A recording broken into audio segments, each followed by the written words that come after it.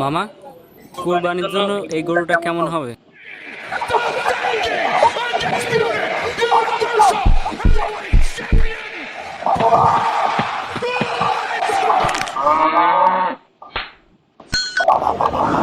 ব্যথা পাই নাই, আল্লাহ বাঁচাইছে, মোবাইলের উপর দিয়ে গেছে। যাক, ও হচ্ছে একটা স্মৃতি দিয়ে দিল।